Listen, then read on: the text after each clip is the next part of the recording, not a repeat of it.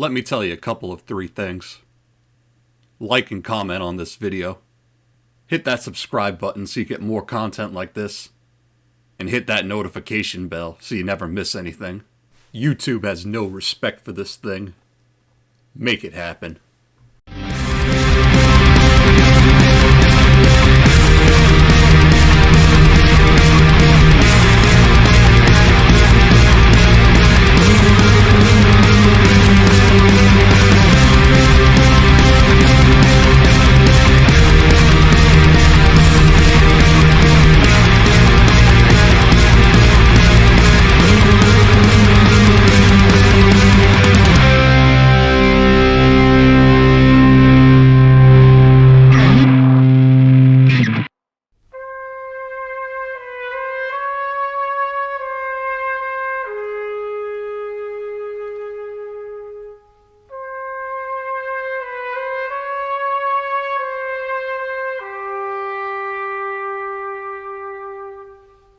In the world of ode, homage, and parody, few pieces of media reach the same heights as that of Francis Ford Coppola's seminal film, The Godfather.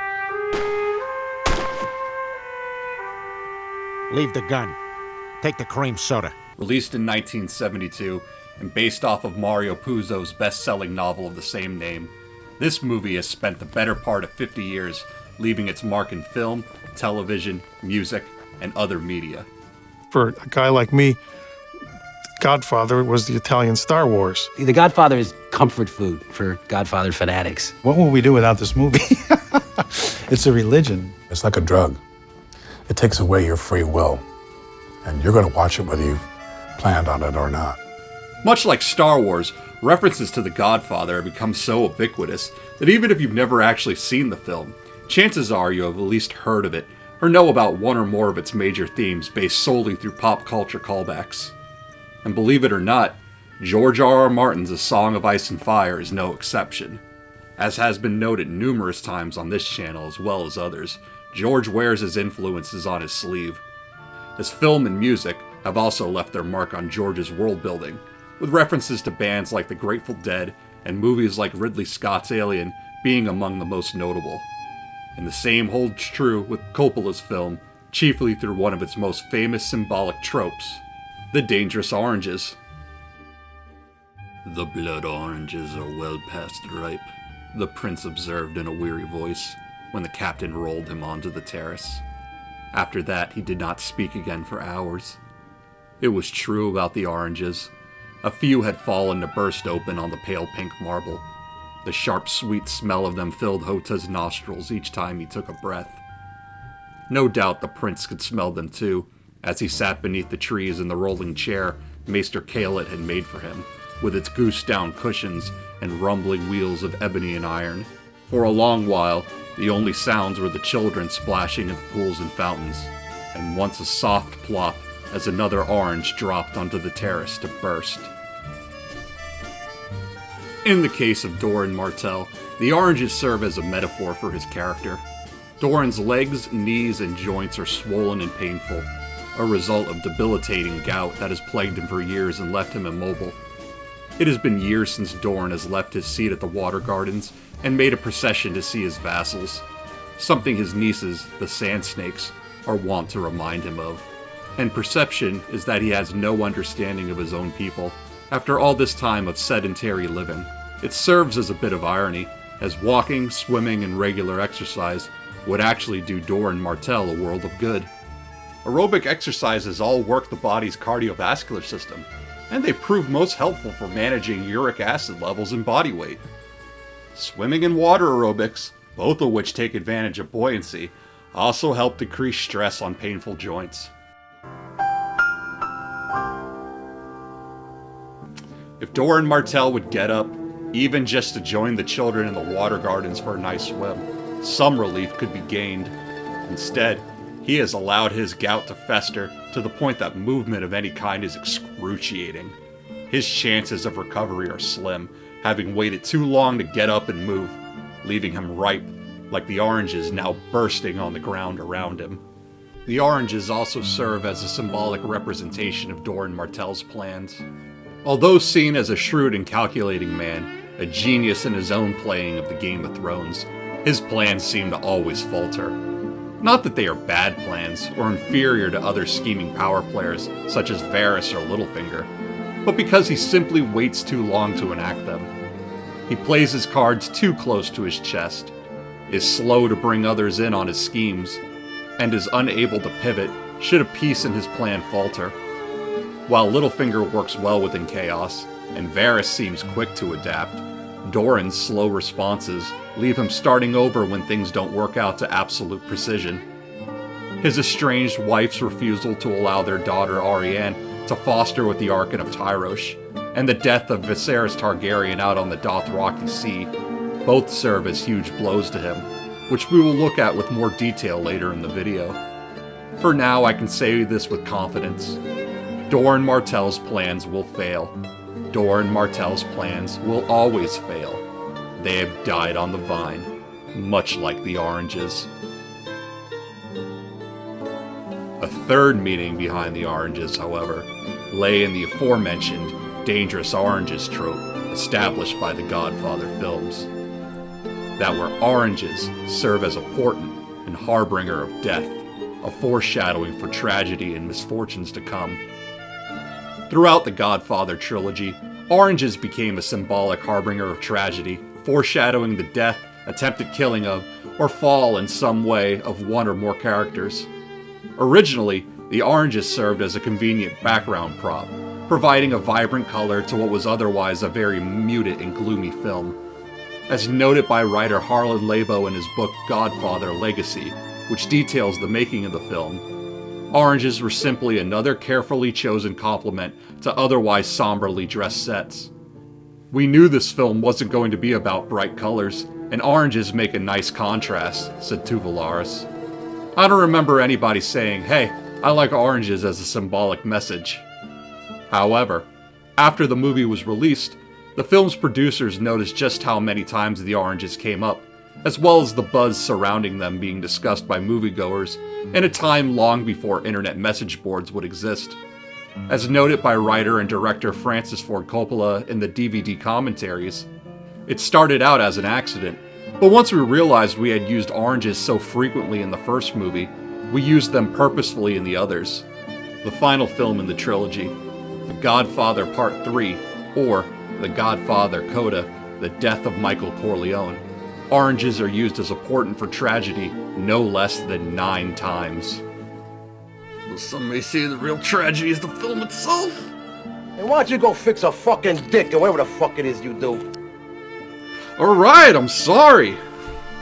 The film ends as the recut title states, with the death of Michael Corleone sitting alone in the courtyard that he had been married in, his spirit broken, alienated from friends and family, those who have survived up to this point anyway, and he passes as an orange he had been holding slips from his hand and rolls away.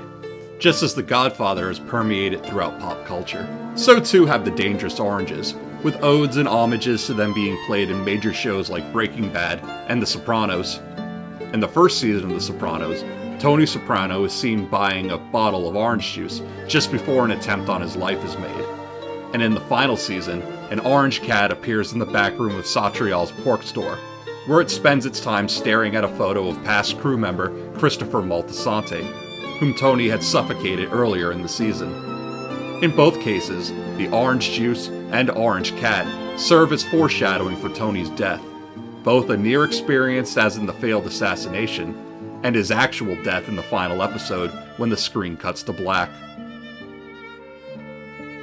He's not looking at Christopher. A rat died in the wall back there with some shit. I moved the picture. The fucking thing came to the new spot and stared. The abstract shapes or something. Oranges also make their way into Breaking Bad, serving as a tip of the hat to the film when Walter White's neighbor drops a bag of oranges upon seeing him in his return to New Mexico. Hello, Carol. Or Ted Beneke's Accident.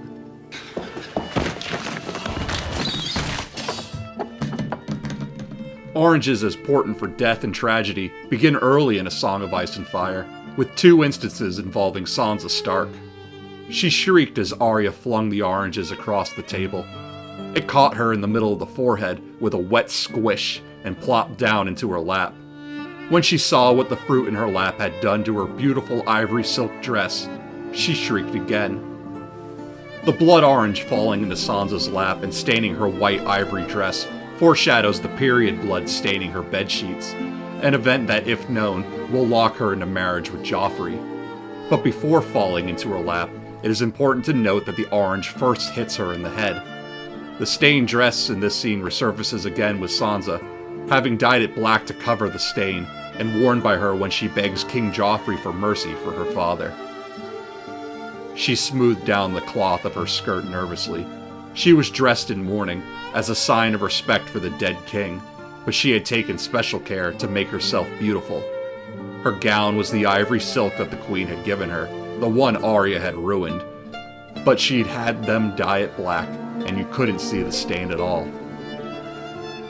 We all know what Joffrey's mercy was to Ned.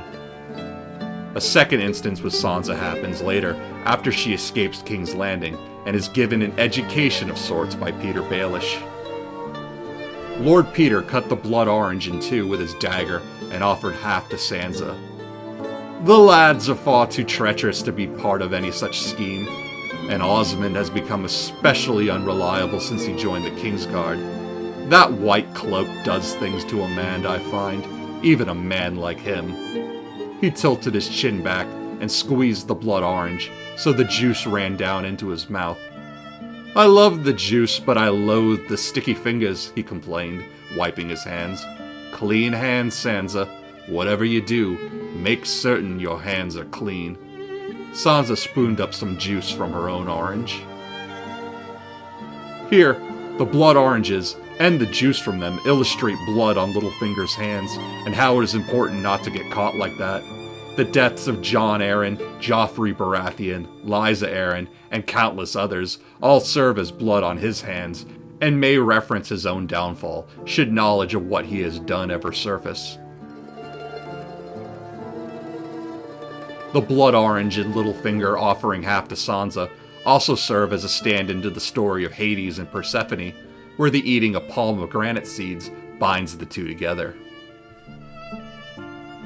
In Doran Martell's case, the scene with the blood oranges happens just before he is visited by the eldest of his nieces, Obara Sand, one of the infamous Sand Snakes, who comes to him demanding war.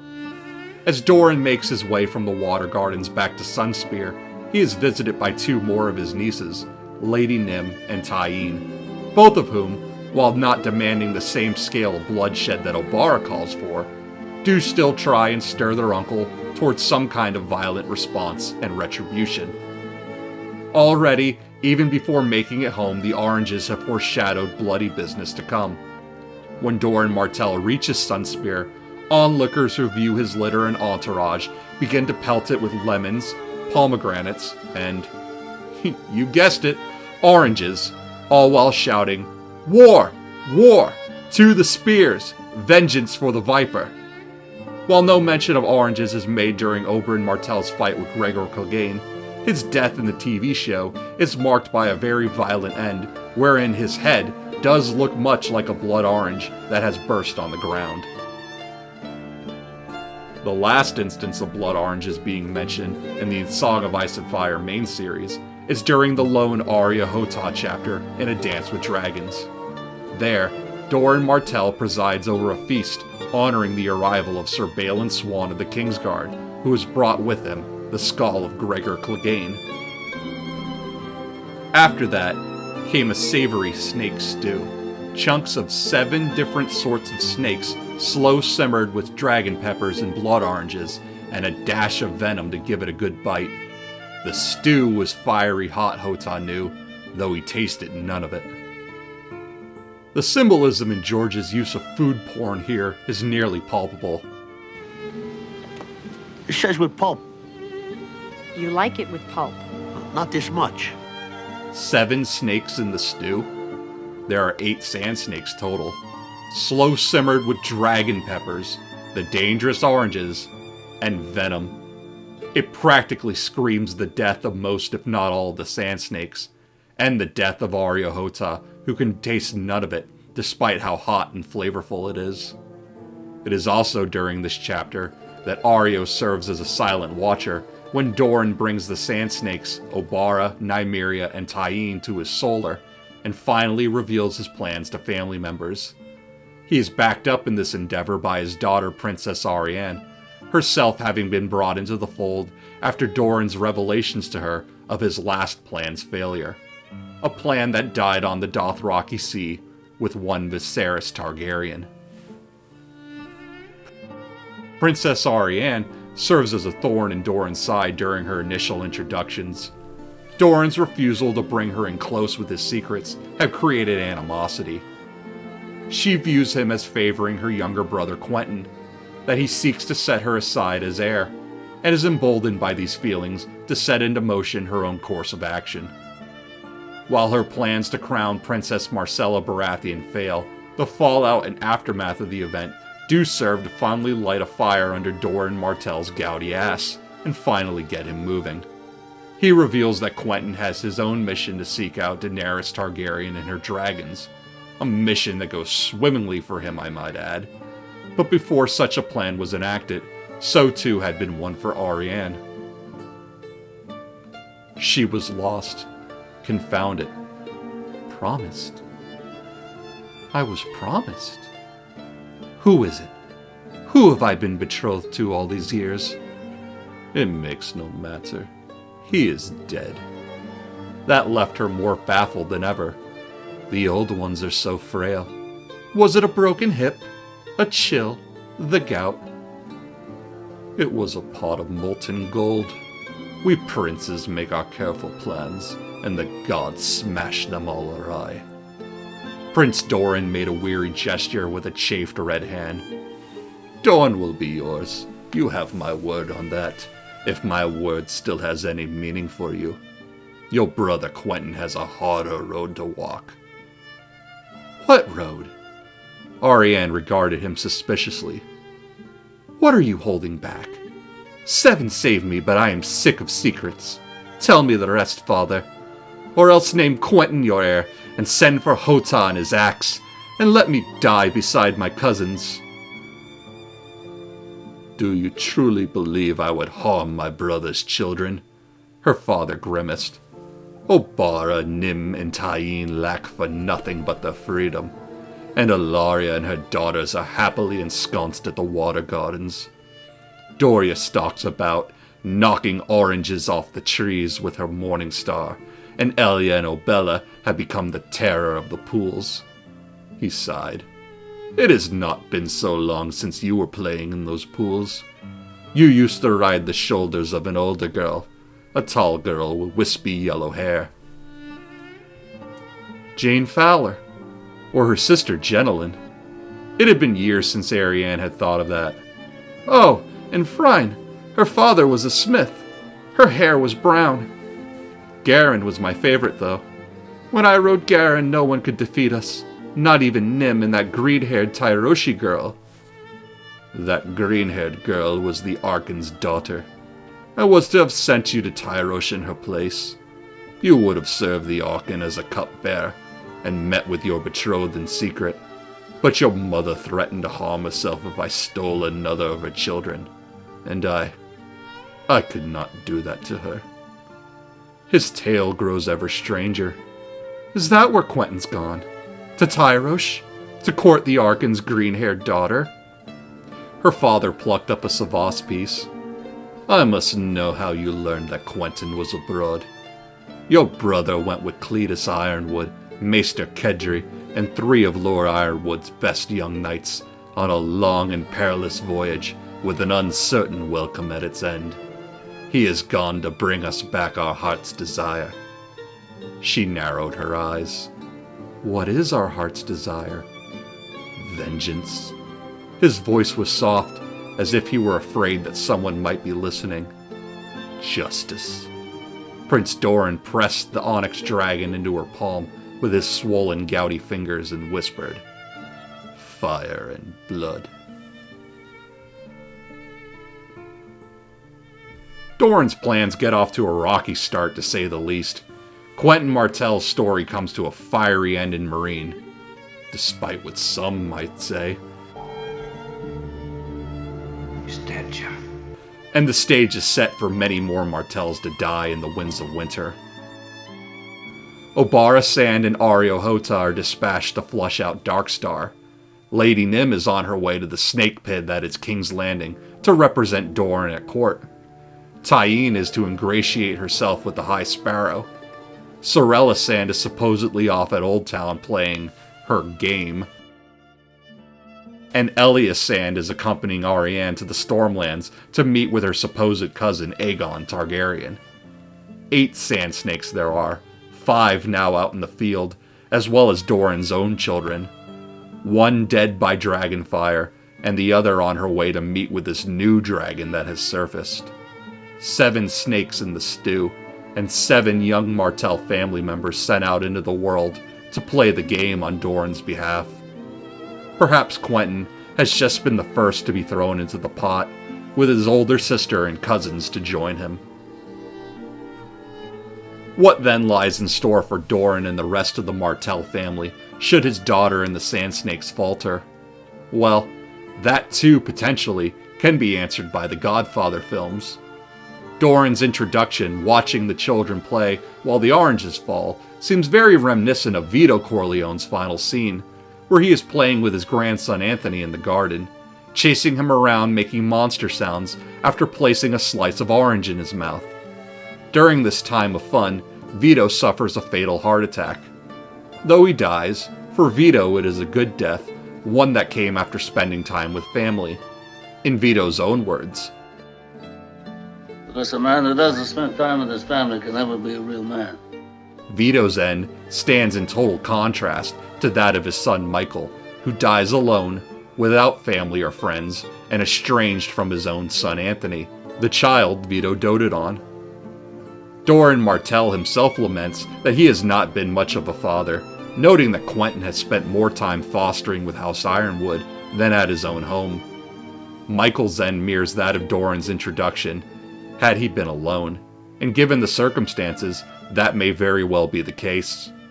Doran Martell may find himself back at the Water Gardens with no captain of the guard to accompany him, no children splashing or playing. His final child, Trystane, estranged from him after his plans lead to the death of the prince's siblings, his cousins, and possibly also his betrothed. Myrcella Baratheon is fated to die after all, like all of Cersei's children.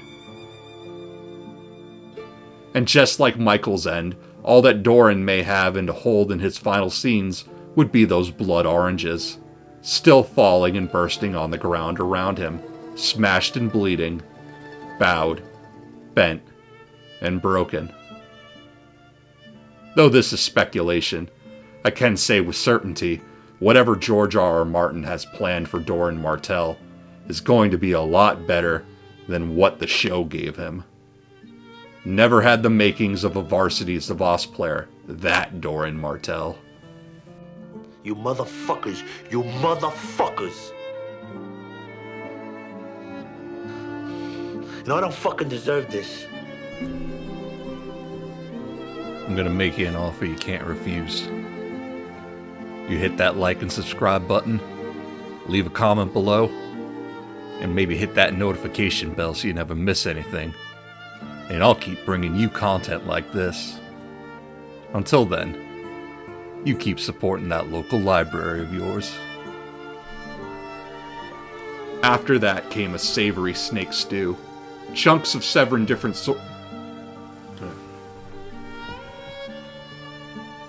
After that came a savory snake stew. Chunks of 7 different... After that came a savory snake stew. Chunks of 7... Oh my god. You want a good girl, but you need a bad pussy. These are snakes with fur.